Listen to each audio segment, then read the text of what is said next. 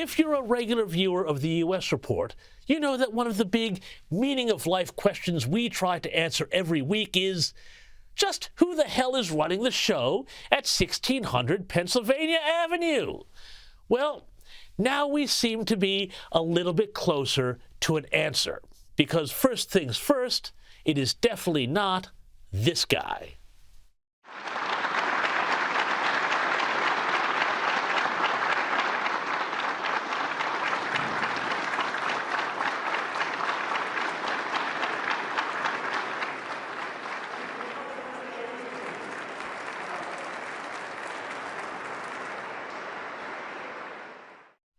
Now, what you just saw was another bit of Biden weirdness as the president abruptly walked out of a Medal of Honor ceremony this week before the final benediction was offered. Guess he didn't have any of those handy-dandy presidential note cards around. You know, the ones that say, "You sit here. You stand there. You, Mr. President, don't leave until the ceremony is over, or you don't get any ice cream." Anyway, naturally, Karine Jean-Pierre was there to play cleanup. He left as planned, as it was planned. He left when there was a pause in the program in order to minimize his close contact with attendees who are about to participate in a reception. Minimize contact, you say. Well, it's another day, another dollar for the hardest working woman in show business. It wasn't the dementia. What did it? It was COVID. Yeah, that's the story, honestly. So that's the question then. If Joe Biden isn't running things, well, who is? And whispers have been growing that the guy really pulling the strings is this man, Barack Obama. Now, observers have noted that for some time the former president has been acting behind the scenes like, well, a bit of a string puller. After the Obama's time in the White House was over, and because being a lifetime public servant pays so well, the Obamas bought this mansion in Washington, D.C., price tag $8.1 million US. Hell of a pension there. This, of course, broke with a long-standing tradition that U.S. presidents, when they're done, go home, like Reagan to California or Harry S. Truman to Missouri. But Obama, not so much. Because, again, when Trump came to power in 2016, Obama was in no mood to leave town.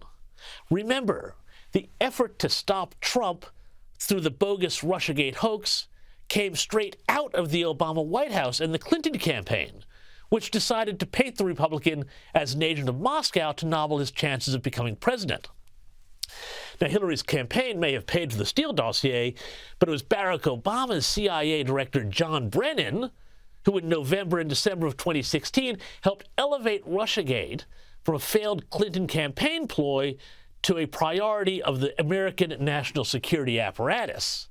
And he did this, you'll remember, with a hand-picked team of CIA analysts under his direct control who validated his thesis.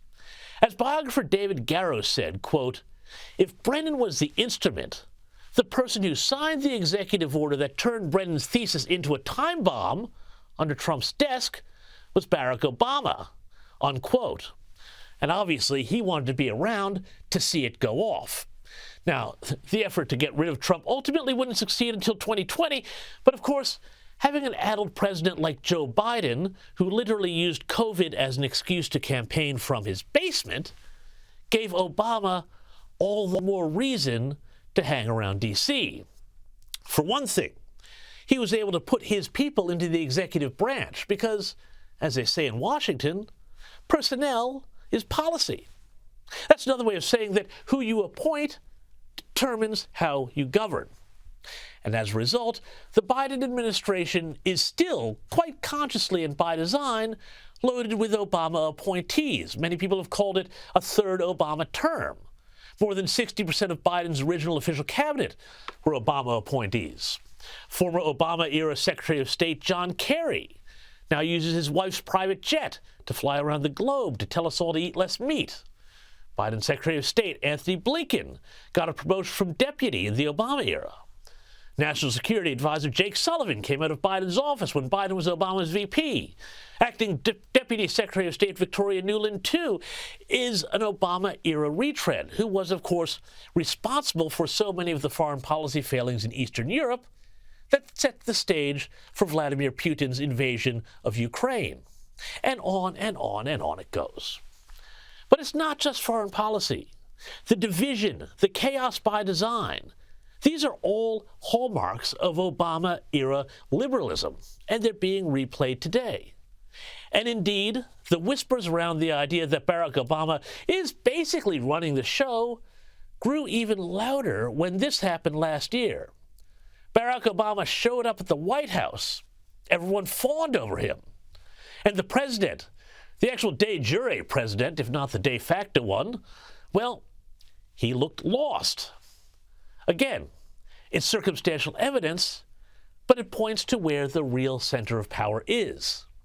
Because, never forget, Barack Obama has always been quite open about the idea that he could run the show, have a de facto third term, if only they could find the right guy to be the front man.